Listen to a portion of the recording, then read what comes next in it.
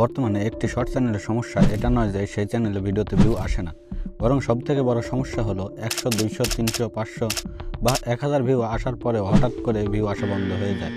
এখন কথা হলো, অন্যান্য ক্রিয়েটররা ভিডিও আপলোড দিলেই তাদের লাইফ টাইম ভিউ আসতেই থাকে, তাহলে আপনি কি এমন ভুল করছেন যার কারণে 5-6 দিন পরে আপনার ভিডিওতে ভিউ আসা বন্ধ হয়ে যায়? সেই প্রশ্নের উত্তর দিব আজকে, তাই হাতে সময় ও মনে ধৈর্য নিয়ে দেখতে থাকুন। আর হ্যাঁ, আপনি যদি আমাদের চ্যানেলে নতুন হয়ে থাকেন তাহলে চ্যানেলটি সাবস্ক্রাইব করে পাশে থাকুন। তো চলুন শুরু করা যাক। মিস্টেক নাম্বার 1, লো সিজন টাইম। একটি ভিডিও থেকে যত বেশি সিজন টাইম থাকবে ইউটিউব তত বেশি মানুষের কাছে রিকমেন্ড করবে। এখন আপনাদের মনে প্রশ্ন আসবে, আরে ভাই সিজন টাইমটা আবার কি, আর এটার কারণে কেন আমাদের ভিডিওতে ভিউ আসা বন্ধ হয়ে যায়? ফর এক্সাম্পল, আপনি একটি ভিডিও আপলোড করেছেন এবং তাতে অনেক ভিউ চলে এসেছে। এখন যেহেতু আপনার একটি ভিডিও মানুষ পছন্দ করেছে, তাহলে অ্যালগরিদমের প্রেডিকশন অনুযায়ী আপনার অন্যান্য ভিডিওগুলো মানুষ পছন্দ করবে, যার কারণে আপনার অন্যান্য ভিডিওগুলোকেও তাদের কাছে রিকমেন্ড করতে থাকে। এখন যদি বেশিরভাগ মানুষ শুধু আপনার ওই ভিডিওটি দেখে আর অন্যান্য ভিডিওগুলো না দেখে, তাহলে অ্যালগরিদম বুঝতে পারবে যে আপনার চ্যানেলে কোনো ভুল তথ্য দেওয়া হয়েছে, যার কারণে ইউটিউব আপনার ভিডিওতে ইমপ্রেশন দেওয়া বন্ধ করে দেয়, যার কারণে আপনার ভিডিওতে ভিউ আসা বন্ধ হয়ে যায়।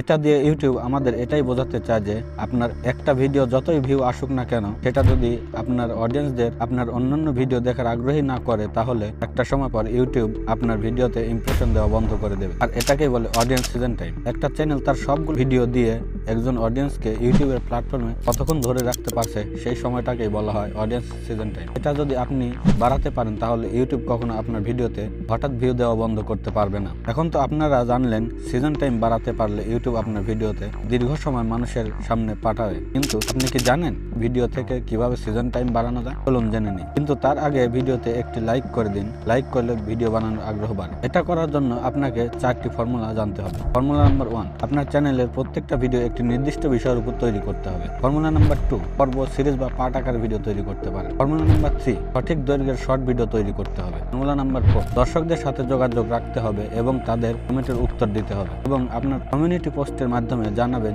আপনার নেক্সট ভিডিও কবে আসতে চলছে। এখন তারা যদি কোনো সমস্যায় পড়ে, তাহলে আপনার সাথে যোগাযোগ করতে পারে সেই ব্যবস্থা রাখতে হবে।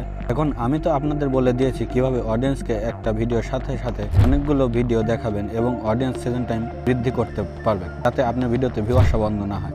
কিন্তু আপনি যদি এটাই না জানেন ভিডিওর মাঝে কি বলে বা কি দেখিয়ে দর্শক ধরে রাখতে হয়, তাহলে আপনি কখনোই দর্শক ধরে রাখতে পারবেন না। তাই কিভাবে ভিডিওতে স্টোরি টেলিং দিয়ে অডিয়েন্স ধরে রাখা যায়, সেই ভিডিও নিয়ে শীঘ্রই আসছি। তো দেখা হচ্ছে পরের ভিডিওতে। ধন্যবাদ।